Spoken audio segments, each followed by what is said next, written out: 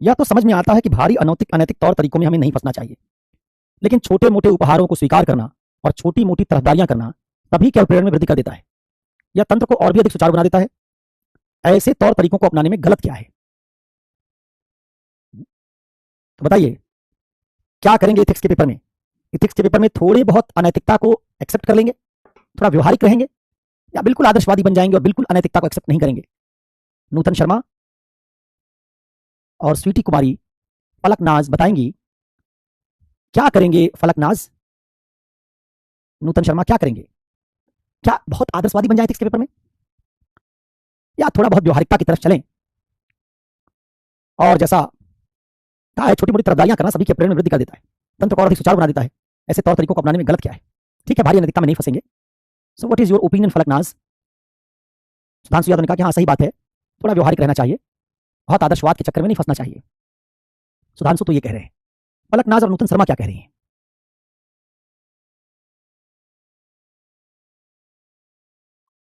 कशिश जायसवाल जायसवाल, कशिश 2 बार जायसवाल क्यों लगाना पड़ा? एक से कम था, एक से कम काम चल रहा था। काम लेता हूं वो भी तो बताया करें, तो नजर ही नहीं आ रही जिन पर हमको इतना नाज था। प्रैक्टिकल है जीवन में। उन्होंने कहा कि थोड़ा थोड़ा करिए, दोनों मध्यम मार्ग पर चलिए। फलकनाज ने फाइनली जवाब दिया, यस सर, आदर्शवादी में होना चाहिए। अच्छा, जो लाल लाल लगाते हो एकदम रेड लाइट, इसका मतलब क्या होता है कि अटेंशन अटेंशन? कौशलेंद्र कह रहे हैं नैतिक ही रहेंगे सिर। किसका सिर? नैतिक होना चाहिए सर। अच्छा, अब देखिए, जिन्होंने कहा कि थोड़ा व्यवहारिक रहेंगे, थोड़ा आदर्शवादी रहेंगे, दोनों का मेल मिलाप करके चलेंगे, उनका उत्तर गलत है। उनका उत्तर गलत है। पल्लवी पांचाल भी गुड मॉर्निंग के साथ आ गई हैं, ये बहुत डांट खा गई एक दिन। उत्तर गलत है। जिन्होंने अब हमको ये बताना है जानने के बाद, बिल्कुल सही बात, ये अंदर से खोखला कर देती है, ये बात तो सही है, लेकिन ये भाषा तो नहीं लिखेंगे हम अंदर से खोखला करने वाली। बोलने के लिए तो बात सही है। सूरज सिंह ने भी सही बात बताई, भाई आपने पढ़ा था कि सत्यनिष्ठा का पेपर है, अकेले इथिक्स का नहीं, नीति शास्त्र सत्यनिष्ठा और अभिरुचि का पेपर है, और सत्यनिष्ठा का मायने था समझौता मत करना, और तुम कह रहे हो समझौता कर लेंगे। तो तुम तो इथिक्स के पेपर में खुद ही कह दे रहे हो हम सत्यनिष्ठ नहीं है। अगर सत्यनिष्ठा का मायने ही है समझौता ना करना, आदर्शों समझौता ना करना, और पेपर सत्यनिष्ठा का है, केस स्टडी से आपके सत्यनिष्ठा की जांच हो रही है, और आप कह रहे हैं कि हम तो समझौता कर लेंगे, तो तुम तो कालिदास हो, जिस पेड़ में बैठे हो उसे काट रहे हो।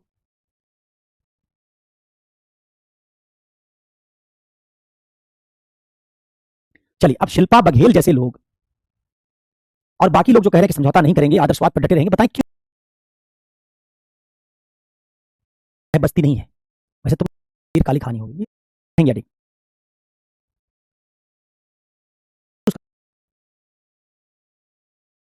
सोनाली पोद्दार तो खुद ही कह रहा कि उपहार ले लो तो प्रेरणा बढ़ेगी।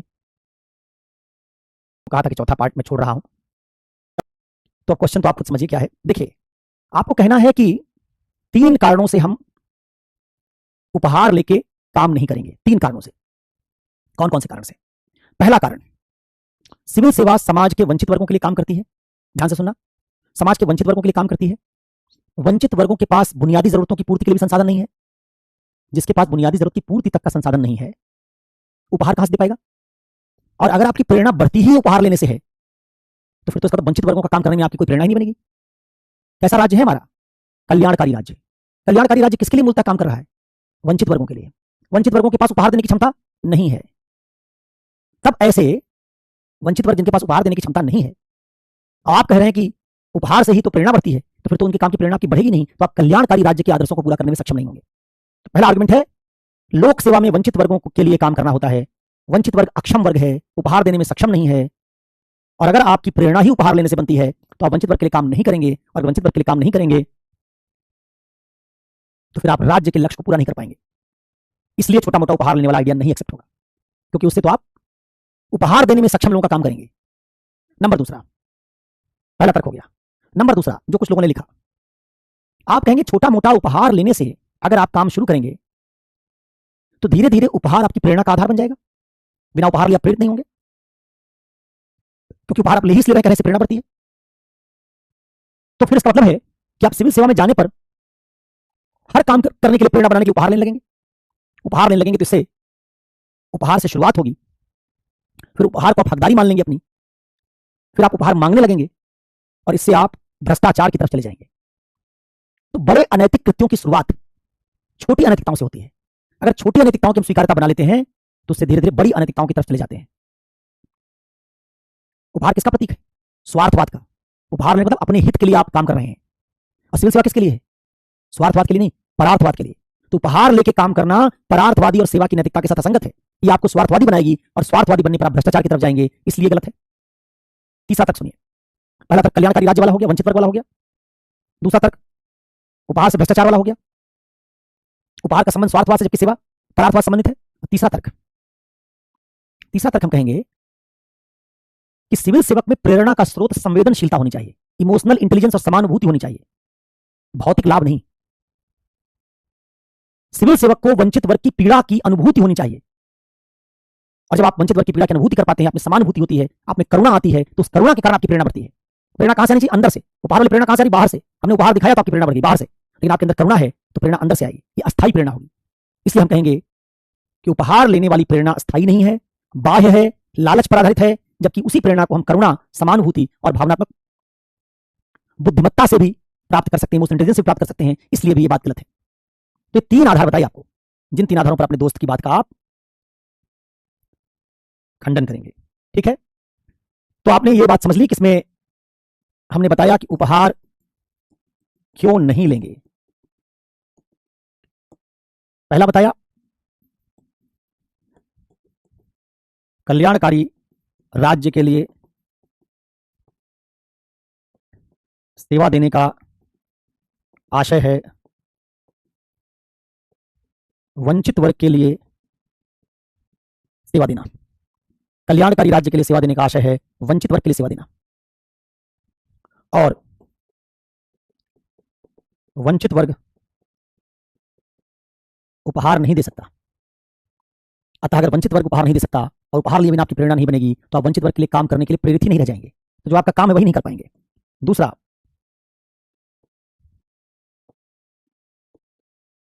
उपहार स्वार्थ, लालच, स्वहित पर आधारित है, जबकि सेवा की नैतिकता परहित या लोकहित पर आधारित है। इसलिए दोनों परस्पर विरोधी हैं। और तीसरा, उपहार बाह्य प्रेरणा है, जबकि सिविल सेवा में करुणा से प्राप्त प्रेरणा चाहिए जो आंतरिक होगी। उपहार बाह्य प्रेरणा है, जबकि सिविल सेवा में करुणा वाली प्रेरणा चाहिए जो आंतरिक होगी। तीन बड़े तर्क से हम कहेंगे कि उपहार लेने की बात करके काम करना ठीक नहीं है, हम कोई समझौता नहीं करेंगे। एक चौथा तर्क भी तुम बना सकते थे, जो कह सकते थे छोटे समझौते ही बड़ी अनैतिकताओं की तरफ जाने की शुरुआती दशाएं हैं, जो अंततः भ्रष्टाचार का कारण बनेंगी। तो शुरुआत छोटे छोटे उपहार से होगी, लेकिन आगे चल के फिर यही उपहार मांगना करप्शन की तरफ ले जाएगा। इससे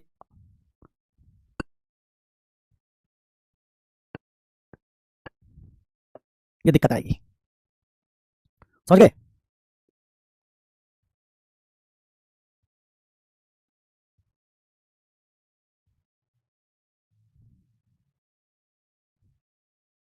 भौतिक सुख मानसिक सुख को नहीं जोड़ेंगे। अब आइए 2014 का 11वां सवाल मैं पहले बता चुका हूं, जहां आप एक विभाग में गए थे जहां काम चोरी थी, आपने उस काम चोरी को दुरुस्त करने की कोशिश की, तो एक महिला कर्मचारी ने आपके ऊपर यौन दुर्व्यवहार का आरोप लगा दिया, यौन उत्पीड़न की शिकायत महिला आयोग से कर दी, सिर मुड़ाते ही ओले पड़े, और महिला आयोग ने आपके खिलाफ एक नोटिस जारी कर दिया। अब आप फंस गए।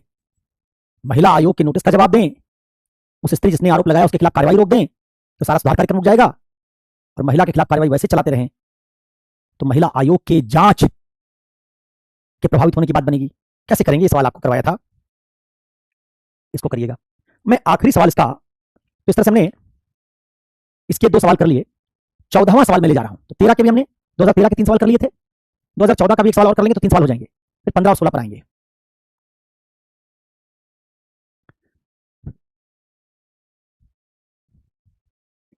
टू 2014 का 14th जरा जल्दी से पढ़ लीजिए, क्योंकि क्या पता मैं किससे पूछ लूं। मैं एक बार खुद भी पढ़ दे रहा हूं। हमारे देश में ग्रामीण लोगों का कस्बों और शहरों की ओर प्रवासन तेजी के साथ बढ़ रहा है। अच्छा, मैं अब केवल वही सवाल हल कर रहा हूं जो पूछा गया है, मैंने वो तरीका पहले छोड़ दिया, बता दिया आपको। तो जब मैं कुछ केस स्टडी रिकॉर्डेड दिलवाऊंगा तो उसमें पूरा तरीका देखिएगा, दुविधा की पहचान, निर्धारक की पहचान, मानक की पहचान, वो सब मैंने जो आपको 2018-17 से केस स्टडी मिलेगी, 15-16 तक तो मैं करवा दूंगा, 18-19-20-21 की जो मिलेगी उसमें फिर दुविधा पहचान वाली बात देखिएगा। तो अभी तो मैं सिर्फ जितना पूछा जा रहा उतना करवा रहा हूं, क्योंकि इससे हम कुछ ज्यादा केस स्टडीज कर पा रहे हैं। हमारे देश में ग्रामीण लोगों का कस्बों और शहरों की ओर प्रवासन तेजी के साथ बढ़ रहा है। यह ग्रामीण और नगरीय दोनों क्षेत्रों में विकट समस्याएं पैदा कर रहा है। वास्तव में स्थिति यथार्थ में अप्रबंधनीय होती जा रही है। क्या आप इस समस्या का विस्तार से विश्लेषण कर सकते हैं और समस्या के लिए जिम्मेदार न केवल सामाजिक, आर्थिक, वर्ण, भावनात्मक और आवृत्ति कारकों को बता सकते हैं? साथ ही स्पष्ट रूप से उजागर कीजिए कि क्यों ए, शिक्षित ग्रामीण युवा शहरी क्षेत्रों में स्थानांतरित होने की कोशिश कर रहे हैं, बी, भूमिहीन निर्धन लोग नगरीय मलिन बस्तियों में प्रवासन कर रहे हैं, सी, यहां तक कि कुछ किसान अपनी जमीन बेच रहे हैं और शहरी क्षेत्रों में छोटी मोटी नौकरियां लेकर बसने की कोशिश कर रहे हैं। 3 क्वेश्चन हैं और इन क्वेश्चंस में मुझे इथिक्स सुनना है। ऐसा ना हो कि आप रोजगार और जो इकोनॉमी और सोसाइटी के पेपर में पढ़े वो सब बताने लग जाएं कि रोजगार के लिए जा रहे हैं, किसी और बात के लिए जा रहे हैं, वो सब मत बताइए, वो इथिक्स नहीं है।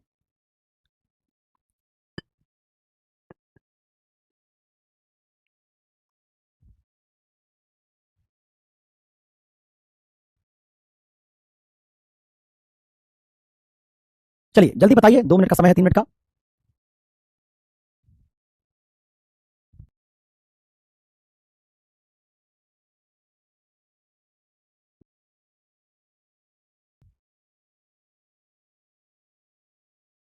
होती ग्रामीण क्षेत्रों में समस्याएं उत्पन्न होती, ये नहीं पूछा है कि कहां समस्याएं उत्पन्न होती। सवाल है शिक्षित ग्रामीण युवा शहरी क्षेत्रों में स्थानांतरित होने की कोशिश कर रहे हैं, क्यों? भूमिहीन निर्धन लोग नगरीय मलिन बस्तियों के प्रवासन कर रहे हैं, क्यों? किसान अपनी जमीन बेचकर शहर में छोटी मोटी नौकरियां लेकर बसने की कोशिश कर रहे हैं, क्यों?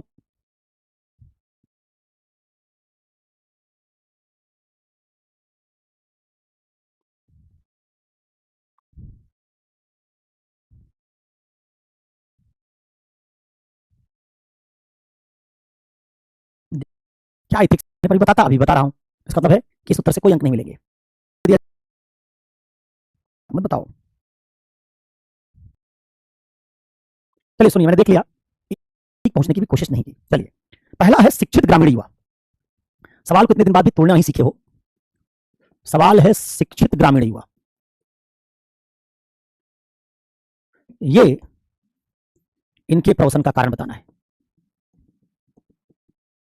देखो, कहना है कि शिक्षा, हालांकि मैंने कई बार बता रखा है कि शिक्षा आप में अनिवार्य रूप से नैतिक बदलाव नहीं करती, लेकिन फिर भी आपको शिक्षा का यहां आइडिया लेना, क्योंकि शिक्षित पर जोर दिया गया है, शिक्षित लिख दिया गया है। आपको कहना शिक्षा क्या करती है? करती है मूल्यों में परिवर्तन। क्या करती है शिक्षा? दृष्टिकोण और आवृत्ति में परिवर्तन। दृष्टिकोण और आवृत्ति परिवर्तन करती है, मूल्यों परिवर्तन करती है। कैसे?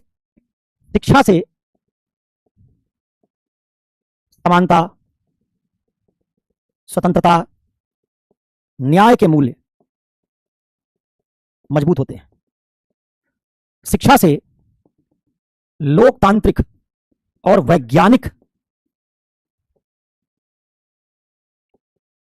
मनोवृत्ति बनती है। अब आप क्या पाते हैं? गांव का समाज वैज्ञानिकता पर नहीं, परंपरा पर आधारित है। शिक्षा क्या विकसित कर रही है? इसमें आप तार्किक भी लगा दिए, तार्किक लोकतांत्रिक वैज्ञानिक वृत्ति विकसित कर रही है। और गांव कैसा है? परंपरावादी। तो वो युवा जिसके एटीट्यूड में चेंज हो गया, उसका एटीट्यूड बन गया डेमोक्रेटिक, उसका एटीट्यूड बन गया साइंटिफिक, उसका एटीट्यूड बन गया रैशनल, वो परंपरावादी ग्रामीण समाज के एटीट्यूड में अपने आप को फिट नहीं पाता है। इसलिए क्या लिखोगे? यह अभिवृत्ति गांव के गैर लोकतांत्रिक, परंपरावादी अभिवृत्ति से कैसी है? असंगत है। क्योंकि लिखा है भावनात्मक और आवृत्ति के कारक बताइए। अब इथिक्स में आवृत्ति क्या होती है? इथिक्स में आवृत्ति होती है डेमोक्रेटिक एटीट्यूड। तुमने देखा डेमोक्रेटिक एटीट्यूड से बहुत सारे सवाल पूछे गए।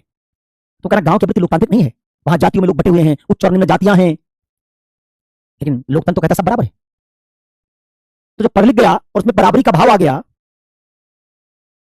वो गांव के गैर बराबरी वाले, गैर लोकतंत्र वाले समाज में अपने आप को फिट नहीं पाता। दूसरा, पढ़ाई लिखाई के बाद हमारे अंदर अधिकार की चेतना पैदा होती है, अधिकार की चेतना, चयन की आजादी की मांग बनती है।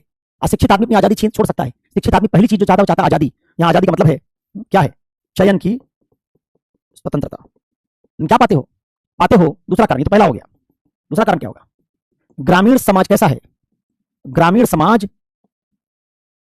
समुदायवादी नैतिकता पर आधारित है, जिसमें पाबंदियां हैं, ये नहीं करना है, ये नहीं करना है, रिस्ट्रिक्शंस हैं। जबकि शिक्षा हमारे अंदर आजादी की, चयन की स्वतंत्रता की मांग पैदा करती है। इस कारण से ये दोनों समाजों के स्वरूप में अंतर होने के कारण बताना चाहते हैं। तीसरा, इन्हीं ग्रामीण लोगों में कौन है? स्त्रियां। ग्रामीण युवकों में कौन है? युवाओं में कौन है? स्त्रियां। क्या कहोगे?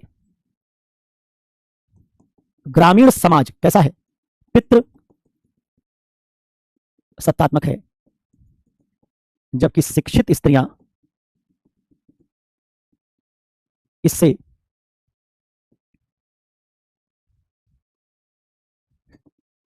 सहज नहीं है।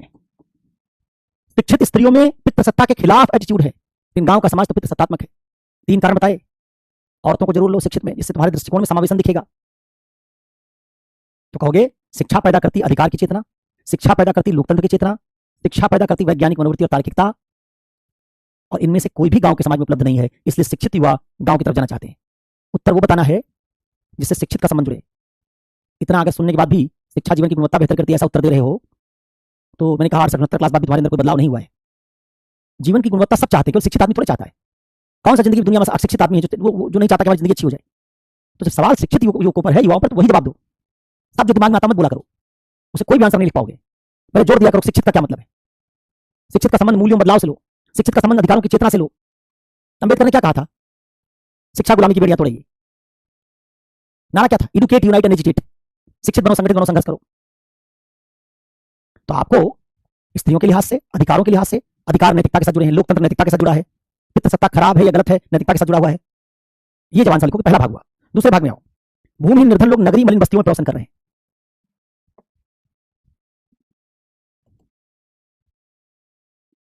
भूमिहीन निर्धन लोग मलिन बस्तियों में जा रहे हैं।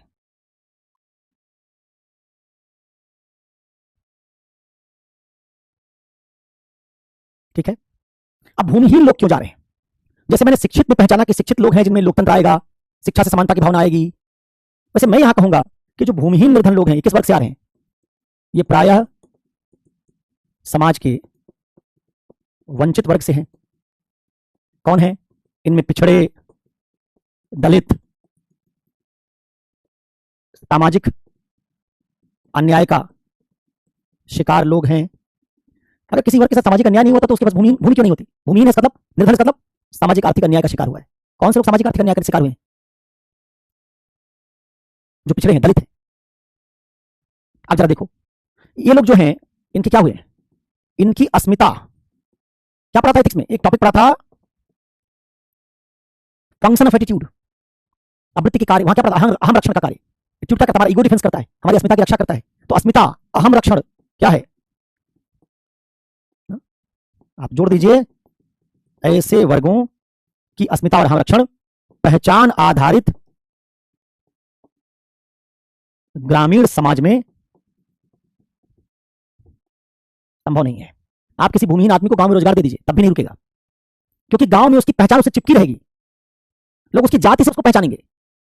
उसकी बस्ती गांव में, वो एक जाति से तो वहां होगी, गांव में मिक्स नहीं हो सकता सबके साथ। गांव के सामाजिक आयोजनों में सबके साथ खाना नहीं खा सकता है। तो ये जो निर्धन मलिन बस्ती में रहने के लिए आदमी भाग रहा है, मतलब जो निर्धन और भूमिहीन है, गांव का समाज रोजगार भी दे देगा इसको, तो इसको अस्मिता नहीं दे पाएगा। गांव के समाज में रहते हुए अपनी अस्मिता की रक्षा, आत्मसम्मान की रक्षा नहीं कर सकता, क्योंकि जो हीनता की पहचान से चिपकी हुई है, वो रोजगार मिलने के बाद भी, कोई काम धंधा करने के बाद भी चिपकी रहेगी। क्या होता है? चूंकि शहर जातीय पहचान के बजाय हुनर, कौशल या कार्य से लोगों की पहचान करता है और इस कारण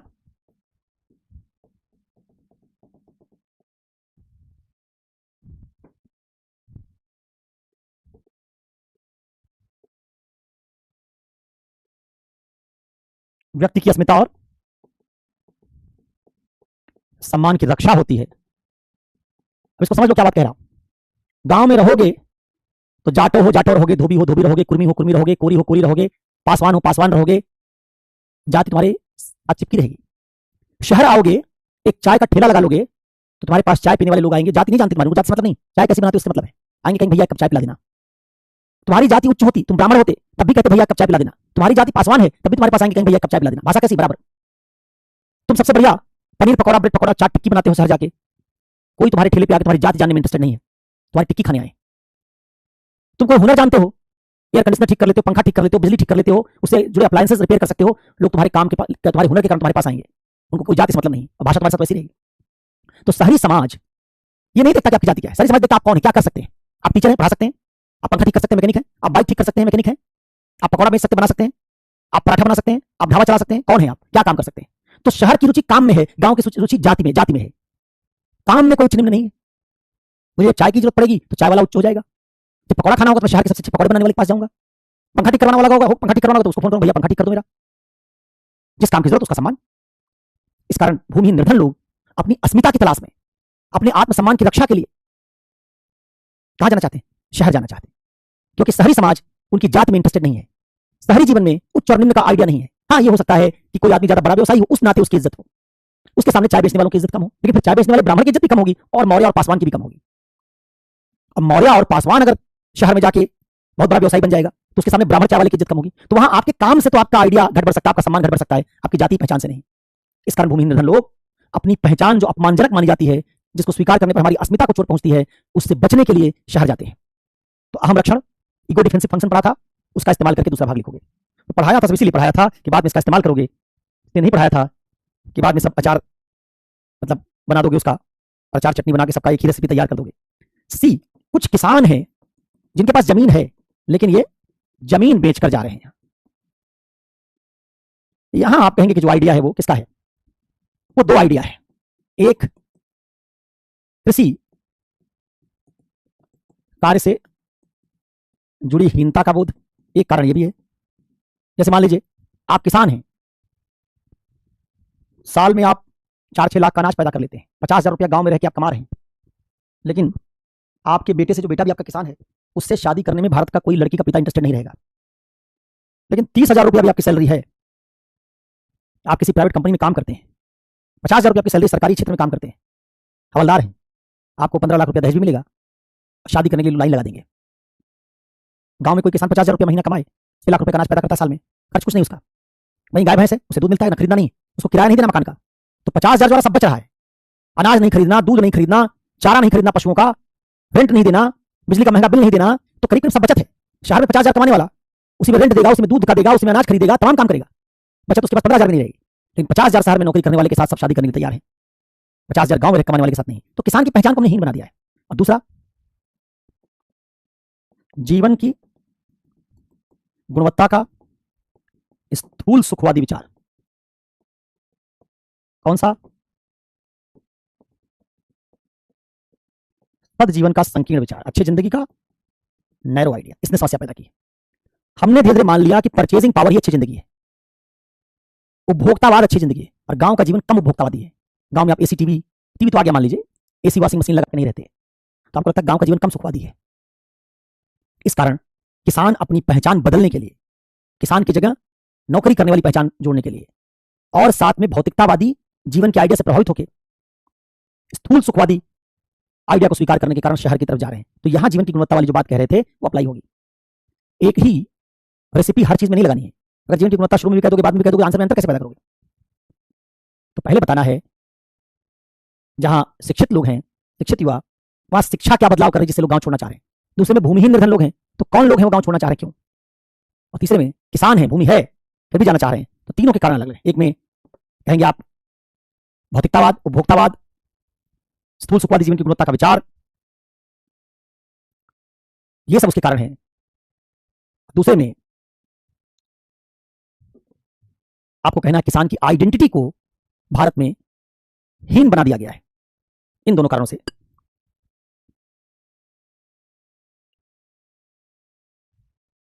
ठीक है, तो ये हो गया 14वां सवाल, 2014 का 14वां, 2014 का 14th। तो हमने 13 के 3 सवाल कर लिए, 14 के 3 सवाल कर लिए।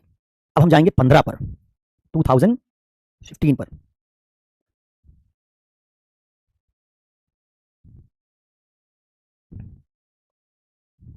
तो 15 पर जाएंगे तब जब पहले ढूंढ पाए 15 का पेपर, उसी क्रम में लगा हुआ हूं। टाइट वाइट में बहुत नहीं देख रहा हूं तुम्हारी, बीच बीच में कभी निगाह पड़ जाती देख लेता हूं, बहुत परेशान मत होना, चटियाते रहो। कोई महत्वपूर्ण बात हुई और देखा मैंने तो देख लूंगा। 2015, 2015।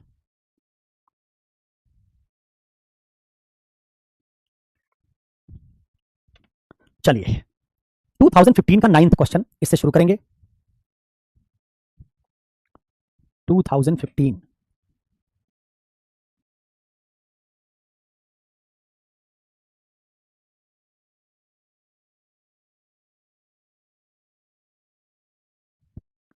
तुम्हारी शायद कोई दूसरी क्लास लगने वाली है।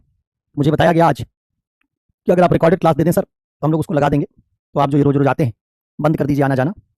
तो एक आध क्लास लेके मैं और उसके बाद सब प्रवचन की तरह आपको दे दूंगा। तो अरे सोनाली ये सब मत बताओ कि एक दिन पहले बता दीजिए तो पढ़ के आएंगे, इतने दिन से तो बताता रह गया। कल ही बताया था कि चौथा पार्ट करके आना 2014 का, कौन करके आया? बता रखा है कि केस स्टडी करेंगे ये। चलिए खैर कोई नहीं, अब तो ये बहुत लेट है सब कुछ। ये एक निजी कंपनी अपनी दक्षता, पारदर्शिता और कर्मचारी कल्याण के लिए विख्यात है।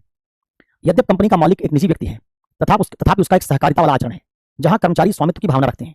कंपनी में लगभग 700 कार्मिक नियुक्त हैं और उन्होंने स्वेच्छापूर्वक संघ न बनाने का निर्णय लिया है।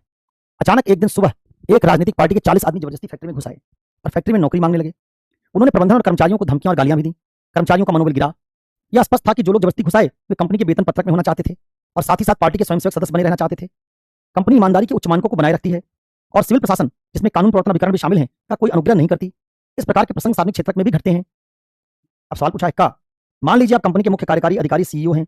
आप उपद्रवी भीड़ के गेट के अंदर जबरन घुसाने और कंपनी भीतर परिसर के भीतर धरना देने की तारीख को प्रचंड स्थिति के निष्प्रभावन के लिए क्या करेंगे? इस मामले में चर्चित मुद्दे का दीर्घकालीन समाधान क्या हो सकता है?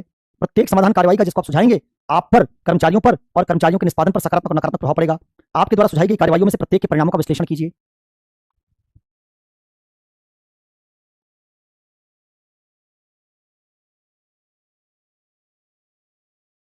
चलिए 2-3 मिनट सोचिए, बताइए। केस स्टडी पढ़ लीजिए 2-3 मिनट में।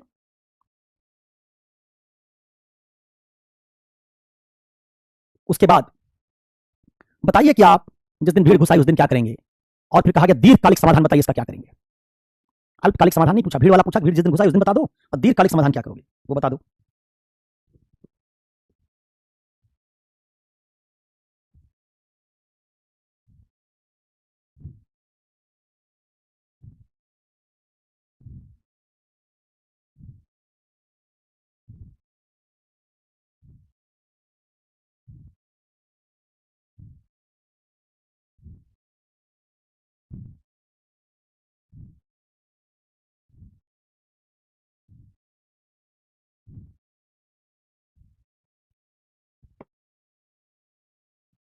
पर क्या मैं कभी केस स्टडी नहीं सॉल्व कर पाऊंगी? कर पाओगी। करत करत अभ्यास ते जड़मत होत सुजान। स्टडी आगे आएगी तो कर लोगी। अभी तुम्हारे दिमाग को ऐसा सोचने की आदत नहीं है, धीरे धीरे बन जाएगी।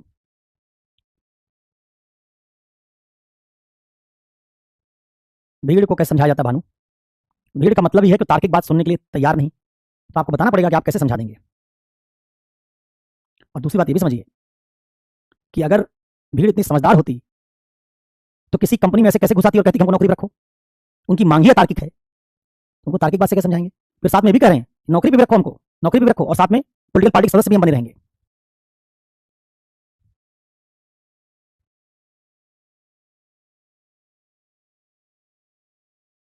अरे नैतिक लक्ष्य की जानकारी भीड़ को नहीं दी जाती भाई। जानकारी नैतिकता की उसको दी जाती है जो बातचीत करने के लिए तैयार होता है, जो ठंडे दिमाग से आपकी बात सुनने के लिए तैयार है। इस आंसर लिखोगे तो बात नहीं बनेगी।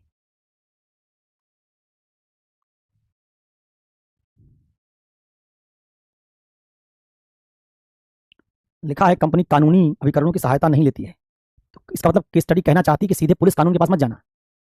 फिर तो बड़ा आसान हो गया। मैंने कहा ना, कोई ऐसा उत्तर जो एथिक्स पढ़ने से पहले भी आप बता सकते थे, अभी बता रहे हैं, इसका तो वो उत्तर नहीं है।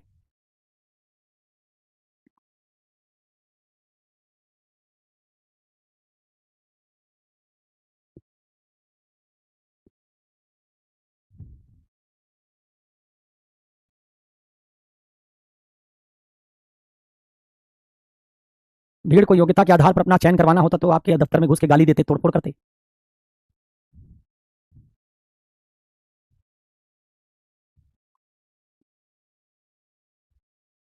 चलिए 1 मिनट और कोशिश कर लीजिए, फिर मैं बताना शुरू करूंगा। ये कोशिश इसलिए करवाता हूं जिससे आप पहले खूब सोच लें, फिर मैं जब बताऊं तो उससे आप मिलान कर सकें।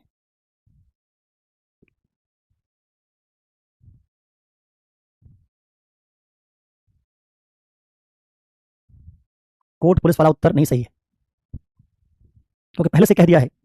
ऐसे पढ़ाने में बहुत नींद आती है, जिसमें तुम्हारा इंतजार करना पड़ता है। तुम आंसर बताओ, फिर मैं देखूंगा, फिर बताऊंगा।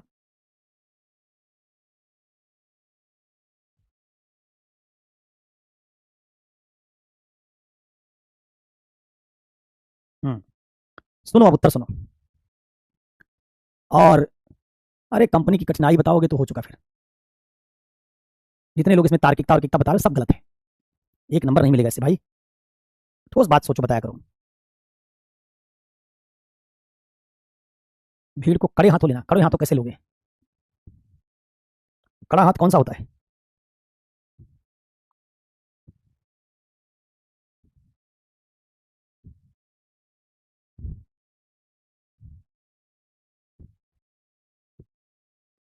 अच्छा सुनो, अब सुनो। जो केस स्टडी में लिखा है उसको ध्यान से पढ़ा करो। जब लिख दिया कि कानूनी अभिकरणों की कंपनी सहायता नहीं लेती, तुम आमादा हो कि नहीं हम कानून से सॉल्व करवाएंगे मामला, तो फिर पॉलिटिक पेपर और एथिक्स पेपर तुम एक बनाना चाहते हो। हालांकि कानून की मदद लेनी चाहिए, लेकिन अगर लिख दिया गया किसी के स्टडी में तो पीछे मत पड़ जाओ कि कैसे कानून की मदद नहीं लोगे, हम दिलवाएंगे, जबरदस्ती दिलवाएंगे। देखो, पहले मैं दीर्घकालिक समाधान इसका बताता हूं, फिर अल्पकालिक उस दिन क्या करोगे बताऊंगा। तो पहले मैं इसका स्पॉट कौन सॉल्व कर रहा हूं? हाँ, 9वां क्वेश्चन है 2015 का। इसका बी या खा पार्ट हम पहले ले रहे हैं।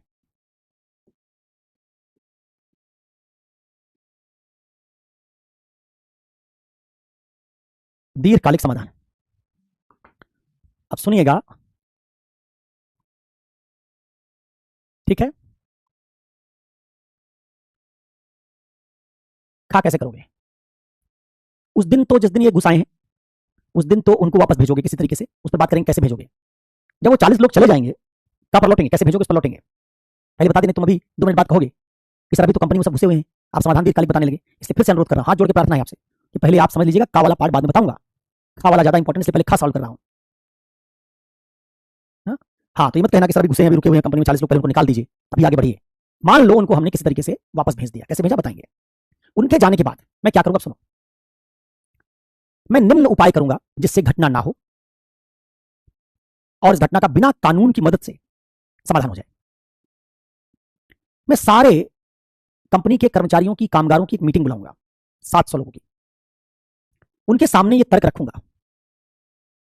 क्या तर्क रखूंगा? सिटीजन चार्टर सरकारी विभाग में होता है भाई, अब रुक जाओ ना। आप सिटीजन चार्टर प्राइवेट सेक्टर में थोड़ी होता है। इतना बताया फिर भी सिटीजन चार्टर सरकारी सीधा से प्राइवेट सेक्टर में लेके चले आए। कहा था प्राइवेट सेक्टर में जैसी सेवा है वैसी सेवा सरकार भी दे, इसलिए सिटीजन चार्टर लाया जाता है। नागरिकों के सृजन के लिए काम करना प्राइवेट कंपनी का काम है क्या? अब तुम कर दो दैकिन और एलजी कंपनी सृजन चार्टर बना दे, तो एलजी नागरिक के लिए थोड़ी काम करती है। एलजी बाजार की कंपनी, प्रोडक्ट को बढ़िया बनाएगी जिससे ग्राहक उसको खरीदे। चलिए वापस लौटिए। मैं 7 लोगों की मीटिंग बुलाऊंगा और उस मीटिंग में उनके सामने इस तरह से तर्क रखूंगा। मैं कहूंगा देखिए कंपनी सहकारिता वाली है, जो लाभ कंपनी को होता है उसमें आप लोग भी स्टेक होल्डर हैं। कोमल, अभी मैंने आंसर बताया नहीं, क्लियर कैसे हो गया? आपको जल्दी क्लियर हो जाता आंसर बताने से पहले थोड़ा रुक के क्लियर किया कीजिए। मैं कहूंगा उनसे कि देखो तुम सब कंपनी में कामगार हो, कंपनी सहकारिता के आधार पर काम करती है। तो चांदनी रुक जाऊं क्या, तुम ही बता दो फिर आंसर। चलिए चांदनी ने कह दिया कि 40 लोगों को एम्प्लॉय कर लेंगे, तो हम लोग दूसरे सवाल पर चलते हैं। 9वां सवाल चांदनी ने सॉल्व कर दिया है, तो आइए फिर 10वें पर चलते हैं। 2015 का 10th ये चांदनी ने सॉल्व कर दिया है। इन्हीं से आंसर जो बताया 40 को रख लेंगे, सब खत्म मामला। अगला सवाल सुनिए। 5 बार मैं कह चुका कि सुनो, चैट मत करो, बोलो नहीं अब, लेकिन तुम नहीं सुनने के लिए तैयार हो तो अगले वाले का भी ऐसे लाइन जवाब दे दो, सब काम ही खत्म हो जाएगा। आप एक पंचायत के सरपंच हैं। आपके क्षेत्र में सरकार द्वारा चलाया जा रहा प्राइमरी स्कूल है। स्कूल में उपस्थित होने वाले बच्चों को दिवस मध्य भोजन मिड डे मील दिया जाता है। हेडमास्टर ने भोजन तैयार करने के लिए नया रसोइया नियुक्त कर दिया है। परंतु जब यह पता चला कि रसोइया दलित समुदाय का है, उच्च जातियों के बच्चों में से लगभग आधों को उनके माँ बाप भोजन करने की इजाजत नहीं देते हैं। फलस्वरूप स्कूल में बच्चों की उपस्थिति तेजी से घट गई। इसके परिणाम स्वरूप दिवस मध्य भोजन की योजना को समाप्त करने और उसके बाद अध्यापन स्टाफ को हटाने और बाद में स्कूल को बंद करने की संभावना पैदा हो गई। का इस संघर्ष पर काबू पाने और सही एवं सुखद वातावरण बनाने की कुछ साध रणनीतियों पर चर्चा कीजिए। खा ऐसे परिवर्तनों को स्वीकार करने के लिए सकारात्मक सामाजिक सुखद वातावरण बनाने हेतु विभिन्न सामाजिक खंडों और अभिकरणों के क्या कर्तव्य होने चाहिए। सवाल पढ़ लीजिए, 2-3 मिनट का टाइम दे रहा हूं, उसके बाद पूछूंगा आपसे, फिर बताऊंगा। 2-3 मिनट का समय ले लीजिए, बताइए कि इसमें क्या करेंगे। 2 सवाल है, ऐसे संघर्ष पर काबू पाने और सही एवं सुखद वातावरण बनाने की कुछ साध रणनीतियों पर चर्चा कीजिए। ऐसे परिवर्तनों को स्वीकार करने के लिए सकारात्मक सामाजिक सुखद वातावरण बनाने हेतु विभिन्न सामाजिक खंडों और अभिकरणों के क्या कर्तव्य होने चाहिए।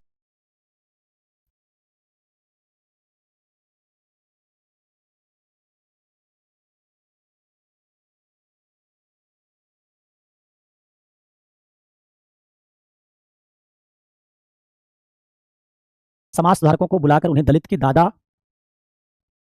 बनाए द्वारा बनाए फूड को करवाकर आवृत्ति को चेंज करेंगे। अच्छा, और कोई?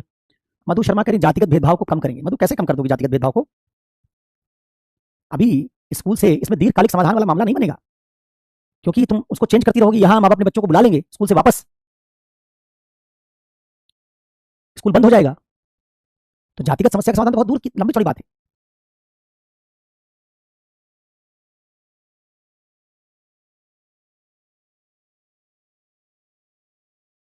एक सिविल सेवक, लेकिन इसमें सिविल सेवक है नहीं फरदीन, सिविल सेवक नहीं है इसमें। आप गांव के सरपंच सिविल सेवक को आप क्यों ले आए? जिसकी स्टडी में सिविल सेवक है ही नहीं, उसकी स्टडी में सिविल सेवक को कैसे ले आए आप?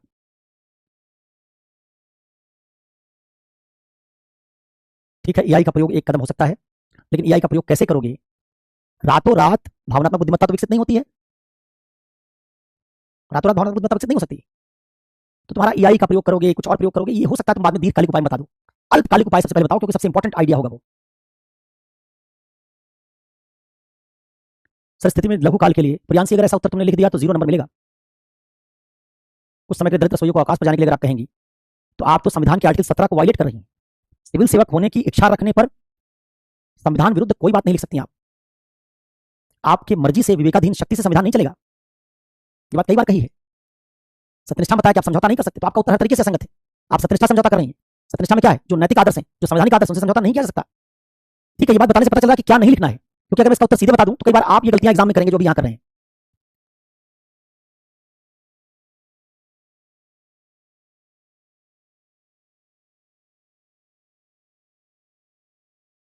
गांव के सरपंच को सभी एग्जाम जाकर कहना होगा मेरा रसोइया दलित है। अभी ये बहुत, एक तो पहले तो ये पता नहीं कि स्टडी में आपको, ये स्टडी में कोई ऐसी बात मत कीजिए जो कयास लगा रहे हैं आप। आपसे उम्मीद की जाती है कि आप नैतिक आधार पर उसको सॉल्व करेंगे, कोई आइडिया सॉल्व करेंगे। ऐसा झूठ या कोई बात जो कि स्टडी में नहीं, उसका सहारा नहीं लेंगे। पेरेंट्स को बोलेंगे अरे दलित खाना बनाने की छोड़ो, वो पेरेंट्स तो मधु कह रहे हैं कि हमारे बच्चों को निकाल लेंगे, तो उनको कहां चिंता है कि खाना कौन बनाएगा? तो कह रहे ठीक है बनवाओ, हम नहीं पढ़ाएंगे। मिनट आपके पास और है, इसे समझिए कि केस स्टडी कितनी मुश्किल है। इसे ये भी समझिए कि जो आप नोट्स के भरोसे बैठे रहते हैं कि कोई नोट्स होगा एथिक्स में, उसे सब कर दोगे। क्या नोट्स बनाओगे केस स्टडी का? कैसे जज करोगे कि अगले साल सरपंच की केस स्टडी आएगी, किसकी आएगी? इसकी कठिनाई को समझो। इसीलिए मैं टाइम देता हूं बोलने का, कि जिससे आप पूरी बात अपनी कह लें, कोई आर्गुमेंट आपका बचे नहीं, फिर आप ध्यान से सुने। सवर्ण माता पिता जो उच्च जाति के हैं, उनका रातों रात हृदय परिवर्तन नहीं होगा। भानु, अगर उच्च जाति के लोगों के संविधान में निष्ठा होती ही तो ऐसी बात ही ना करते। नहीं, दलित सरपंच 50% क्या, मैं अब बताने की कोशिश कर रहा हूं, सुनिएगा। जब मैं बताऊं तो सुनिएगा, नहीं तो इसके बाद फिर 2015 के 11वें सवाल पर जाऊंगा। अगर आप सुनने की इजाजत रखें, दें, मतलब कहें कि हाँ सर बता दीजिए, तो मैं बताने की कोशिश करता हूं। ठीक है, अब सुनिए। देखो, इस सवाल को हल करने का तरीका तो अनुनय ही है, क्योंकि बिना उन मां बाप की आवृत्ति बदले, उनका दृष्टिकोण बदले,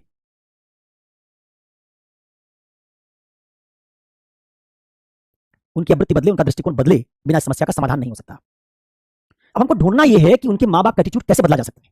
जो लोग रूढ़िवादी हैं, प्रगतिशील नहीं है, संविधान में उनकी आस्था नहीं है, तो संविधान से, कानून की बात करके सबसे तो नहीं बदलेगी आवृत्ति।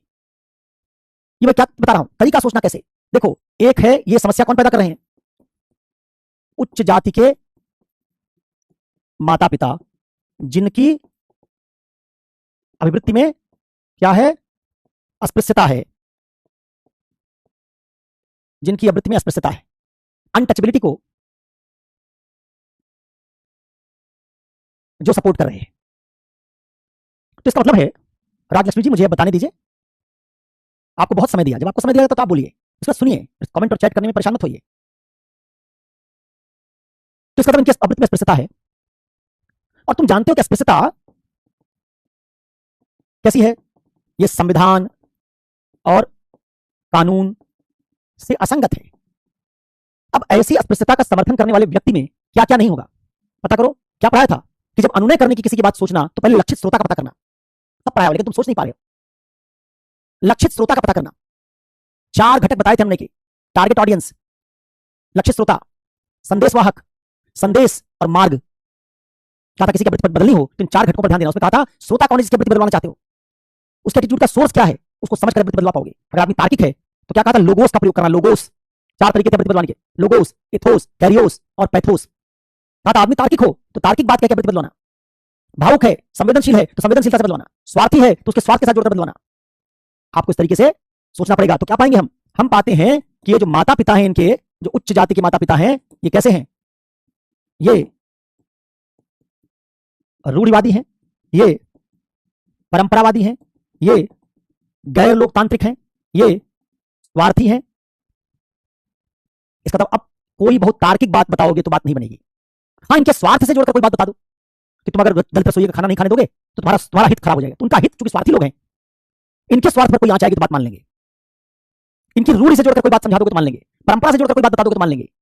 इसी तरीके से चूंकि मामला दीर्घकालिक नहीं, अल्पकालिक में आपको सॉल्व करना है, अन्यथा दलित रसोई को हटाना पड़ेगा, स्कूल बंद हो जाएगा, तो कुछ जल्दी करना है। तो आपने क्या पता कर लिया, ये उच्च जाति के जो माता पिता हैं, ये हमारे क्या हो गए, लक्षित श्रोता, जिनकी अभिवृत्ति को क्या करना है आपको, जिनकी अभिवृत्ति को आपको बदलवाना है। और इनके बारे में आपने ये पता कर लिया कि ये लोग ऐसे हैं। तो अब मैं क्या करूं, अब इनका अनुनय करने के लिए,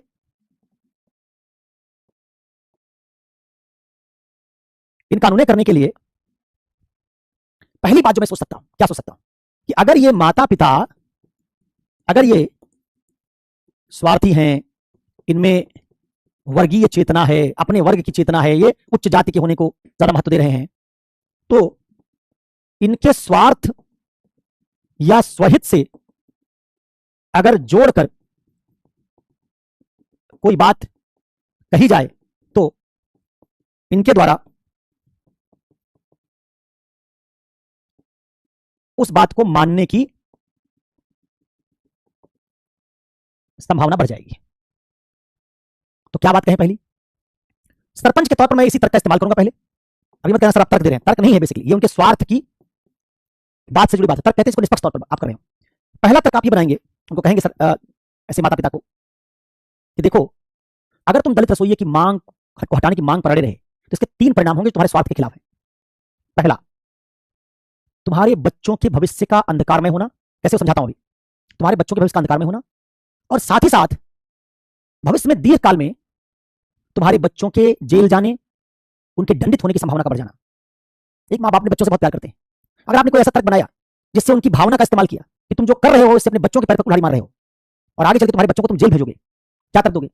कहोगे अगर आज आपने बच्चों को स्कूल से निकाल लिया कि दलित रसोइये के बने हाथ का खाना नहीं खाओगे, तो कल ये बच्चे जब इस ग्रामीण स्कूल से पढ़ के उच्च शिक्षा के लिए शहर जाएंगे तो अपने साथ ही जातिवादी एटीट्यूड लेके जाएंगे, क्योंकि आपने जातिवाद का प्रयोग करके आगे दलित रसोइये को हटाया होगा। इससे बच्चों में जातिवादी एटीट्यूड मजबूत हो जाएगा। शहर जाकर जब किसी कॉलेज यूनिवर्सिटी में, किसी मेस में, किसी हॉस्टल में ऐसी छुआछूत की बात करेंगे तो आज तो ये बच्चे तभी एडल्ट होंगे, वयस्क होंगे, और राज्य में छुआछूत के खिलाफ दंडनीय अपराध को मानते हुए कानून है जिसमें जेल होगी, जमानत भी नहीं होगी। और एक बार किसी दलित व्यक्ति ने, क्योंकि गांव का जो दलित व्यक्ति हो सकता मान ले, शहर में पढ़ने वाला यूनिवर्सिटी में जो दलित व्यक्ति होगा वो इसको बर्दाश्त नहीं करेगा। परिणाम स्वरूप किसी यूनिवर्सिटी में पढ़ने वाला व्यक्ति, दलित व्यक्ति, जब आप उसके साथ छुआछूत का बर्ताव करेंगे, किसी हॉस्टल में अगर आप रहेंगे, उसके मेस में खाना खाने से इस बात से इनकार कर देंगे, या आप किसी होटल या ढाबे में शहर में जाके किसी व्यक्ति की जाति के आधार पर ऐसा बयान देंगे या ऐसा कृत्य करेंगे, तो आपके बच्चों की शिकायत होगी और आपके बच्चे जेल जाएंगे और उनका भविष्य, उनका करियर सब चौपट हो जाएगा। उसके लिए जिम्मेवार होंगे आप लोग, क्योंकि आप अपने बच्चों की ऐसी छुआछूत की वृत्ति को मजबूत कर रहे हैं। दूसरा, आप कहेंगे कि आपके बच्चे अगर पढ़ाई कर रहे हैं तो कल को नौकरी करने के लिए पढ़ रहे हैं। भाई आप आज गाँव में पढ़ा रहे हो, तो पढ़ाई तो आदमी इसलिए करवाता है ना कि आप आगे चल के करियर बनाओगे, उच्च शिक्षा के लिए आगे जाओगे, तो आज गांव में पढ़ रहे हो, कल शहर जाना पड़ेगा, शहर जाना पड़ेगा तो उससे जोड़कर एक तर्क दे दिया कि वहां तुम जेल भेजने का इंतजाम कर रहे हो। फिर हम कहेंगे पढ़ा रहे हो, कल को बच्चा तुम्हारा नौकरी करेगा तो उसके बहुत सारे कलीग दलित समुदाय से आएंगे। सामाजिक न्याय के कारण दलित समुदाय की सहभागिता हर सरकारी संस्था में होगी, हर प्राइवेट संस्था में होगी। वहां अगर नौकरी करते हुए आपके बच्चे ने किसी दलित व्यक्ति के साथ छुआछूत का बर्ताव किया तो फिर वो कंपनी आपके बच्चे को नौकरी से निकालेगी, जेल जाएगी, उसका नौकरी जाएगी, रोजगार जाएगा, साथ में कैरियर तबाह होगा। इस आधार पर सरपंच के तौर पर क्या कहूंगा कि दलित रसोइये को हटाने की तुम्हारी मांग अंततः तुम्हारे बच्चों के भविष्य में नौकरी करने, उनके उच्च शिक्षा प्राप्त करने, उनके किसी दूसरे स्कूल में शिक्षा प्राप्त करने समय बाधक है। तो शुरुआत आप यहां से कर सकेंगे कि अगर स्कूल से आपने बच्चों को हटा लिया और ये बात अखबार से, मीडिया से सब जगह गई, दूसरे किसी स्कूल में आपके बच्चों को साधारण दाखिला नहीं दिया गया तो आपके बच्चे अनपढ़ रह जाएंगे। तो पहली संभावना क्या बताई, और कोई स्कूल दाखिला नहीं देगा, अनपढ़ रह जाएंगे।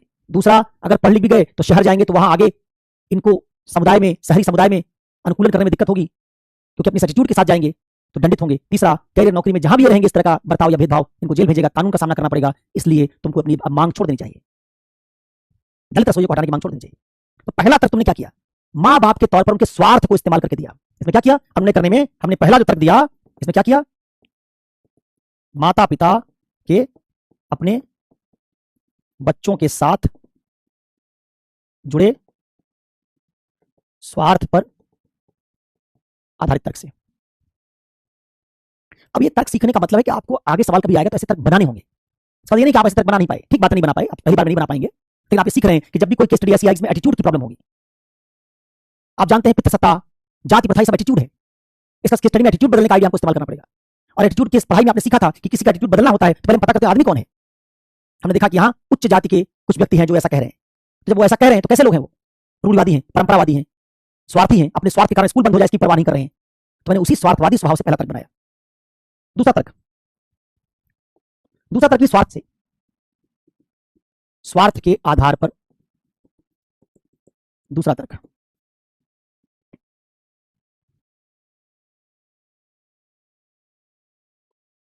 दूसरा तर्क आप देंगे और कहेंगे, उनके माता पिता को कहेंगे कि देखो अगर तुमने दलित रसोइये के हटाने की बात पर तुम अड़े रहे तो मुझे 2 स्टेप उठाने पड़ेंगे। गांव के सरपंच के नाते छुआछूत चूंकि दंडनीय अपराध है, तुम अगर नहीं माने तो मेरी मजबूरी है कि मुझे पुलिस में केस करवाना पड़ेगा, क्योंकि मैं सरपंच के तौर पर कानून से बंधा हुआ हूं, संविधान से बंधा हुआ हूं, पंचायती राज हमारा संवैधानिक आइडिया है। ऐसे पद पर रहते हुए मैं संविधान और कानून के खिलाफ नहीं जा सकता। और अगर मैंने पुलिस में कंप्लेन करवाई, इसकी दलित रसोइये ने कंप्लेन करवाई, तो फिर इसके जो परिणाम संभावित होंगे वो क्या होंगे, पुलिस तुमको गिरफ्तार करेगी, जेल चले जाओगे। दूसरा, चूंकि प्राथमिक शिक्षा बच्चों का फंडामेंटल राइट है, आप जानते हैं शिक्षा का अधिकार मूल अधिकार बन गया है, उससे आप उसको बच्चे को वंचित नहीं कर सकते। तो राज्य तुम्हारे बच्चों को जबरदस्ती स्कूल भेजेगा, तुम रहोगे जेल में, राज्य स्कूल भेजेगा और उन्हीं उसी दलित रसोइये के बने हाथ का खाना खाना पड़ेगा। तो तुम्हारा लाभ क्या है? तो दूसरा तर्क तो इस्तेमाल करोगे किसका, कानूनी या कानून एवं दंड पर आधारित तर्क, जिसके साथ आपने जोड़ दिया शिक्षा के अधिकार का तर्क, राइट टू एजुकेशन। शिक्षा से कोई वंचित नहीं कर सकता बच्चों को। माता पिता का कर्तव्य है अपने बच्चों को स्कूल भेजें और राज्य का कर्तव्य है कि वो बच्चों को शिक्षित करे। तो सरपंच के तौर पर समझाऊंगा जो तुम कह रहे हो वो तो नहीं होगा, बच्चे तो स्कूल जाते रहेंगे, तुम जेल चले जाओगे। और तीसरा मैं कहूंगा कि तीसरा इसका क्या हो सकता है परिणाम, और 3 परिणाम के आधार पर, स्वार्थ के आधार पर परिणाम बना रहा हूं। तीसरा आप कहोगे देखो जब दलित रसोइये को हटाया जाएगा तो पूरे गांव के दलित समुदाय इसका विरोध करेंगे, यह मामला मीडिया में जाएगा, अखबार में जाएगा, इससे जाति हिंसा हो सकती है, राज्य सरकार एक्टिव हो जाएगी, मीडिया दबाव डालेगा, राजनीतिक दल इसमें जुड़ जाएंगे। तो तीसरा परिणाम क्या होगा, इसमें दलित समुदाय का प्रतिरोध, मीडिया, नागरिक समाज, जातीय संघर्ष, राजनीतिक दल,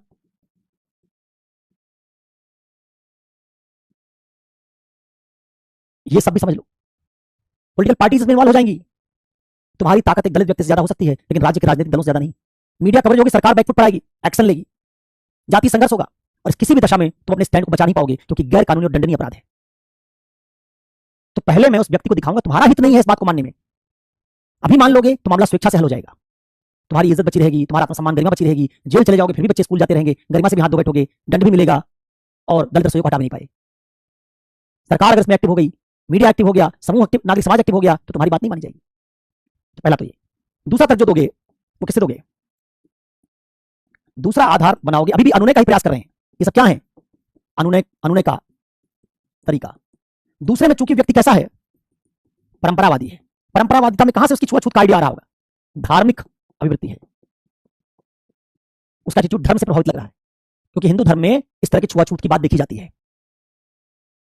तो क्या करना होगा? जब उस व्यक्ति को यह पता चल जाएगा कि धर्म विरुद्ध कार्य है, धर्म के लोग भी हमारे साथ नहीं है, तो उसकी आवृत्ति बदलने की संभावना बढ़ जाएगी। तो आप दो तरह की बातें कर सकते हैं। एक तो ऐसे उदाहरण जहां यह धर्म विरुद्ध सिद्ध हो, धर्म से असंगत सिद्ध हो, ऐसे उदाहरण के सामने रखना। कहना कि अगर ये धर्म के साथ संगत होता तो हमारे धर्म में या हिंदू धर्म में ये तमाम उदाहरण जो ईश्वर के मिलते, जहां उन्होंने भेदभाव नहीं किया जाती आधार पर, वो क्यों मिलता तुमको? इसका तुम्हारी बात संगत नहीं है, ठीक है। और इसी तरीके से क्या करोगे? अब धार्मिक आदमी है तो क्या ढूंढना पड़ेगा तुमको? कोई प्रगतिशील धार्मिक नेता, पुरोहित, ऐसा कोई बाबा जिसकी बड़ी ख्याति हो लेकिन जो प्रगतिशील हो, जिसको ये सुनता मानता हो, उसका प्रयोग करके इसके खिलाफ मैसेज दिलवाना कि ऐसा जो लोग धर्म के नाम पर कर रहे हैं वो धार्मिक नहीं है। जब कोई ऐसा बाबा जिसको मानता होगा वही कह देगा कि धार्मिक नहीं है, तो धर्म के आधार पर उसके छुआछूत करने के आधार को चोट पहुंचेगी। और तीसरा तरीका है, तीसरा आधार, उच्च जातियों द्वारा, उच्च जाति के व्यक्तियों द्वारा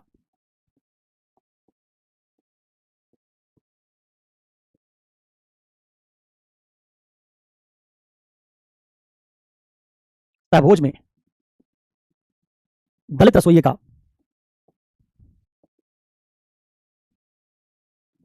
खाना खाना।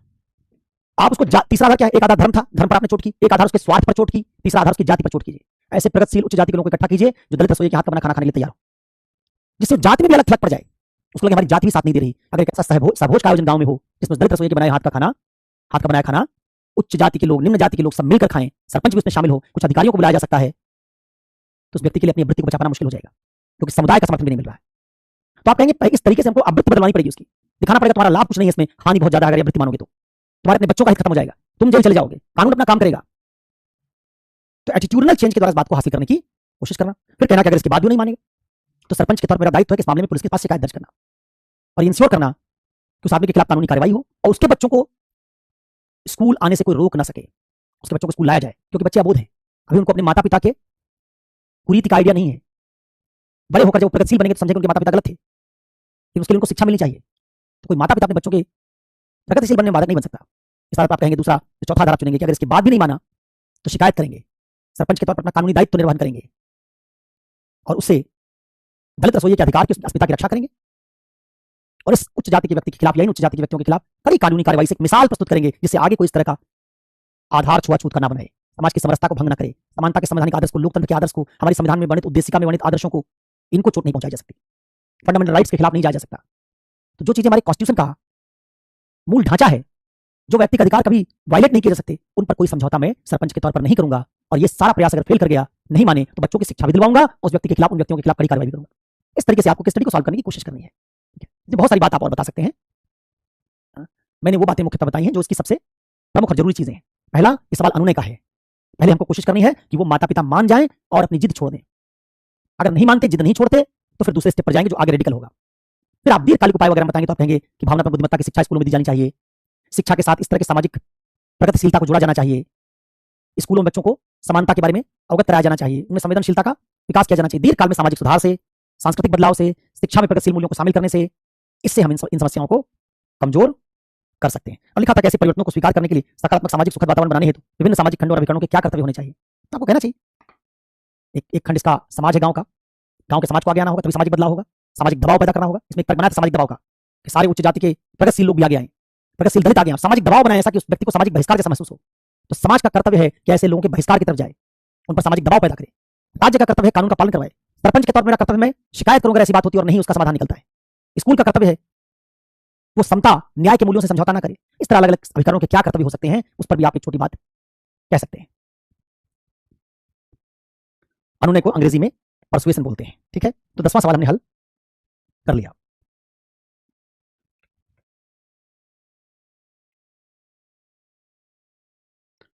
15 के बहुत सारे सवाल अच्छे हैं, इनको आपको देखना होगा, करना होगा। कल एक क्लास और लूंगा और उसके बाद फिर आप क्लास में पढ़ लेंगे 10 एक